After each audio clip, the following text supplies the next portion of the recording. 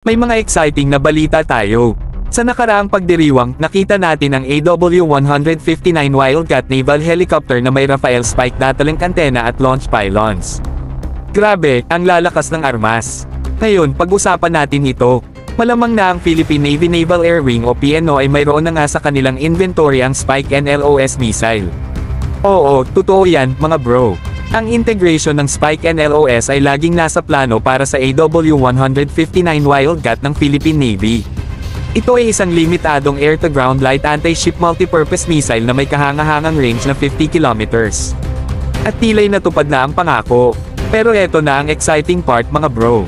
Mula nang dumating ang AW-159 Wildcat, karaniwan silang nakikita na may daladalang K745 Blue Shark torpedo para sa anti-submarine warfare configuration.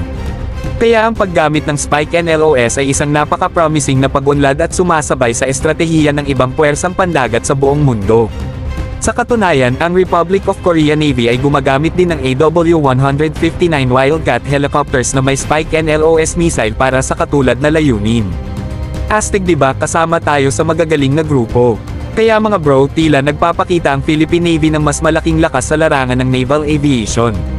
Sa pag-integrate ng Spike NLOS missile, mas naging versatile at matapang ang AW-159 Wildcat. Abangan natin ang mga susunod na balita tungkol sa nakaka-excite na pagbabago na ito. Huwag kalimutang i-hit ang like button, mag-subscribe sa ating channel para sa mas nakaka-excite pang content, at ibahagi ang inyong mga saloobin sa comment section sa ibaba.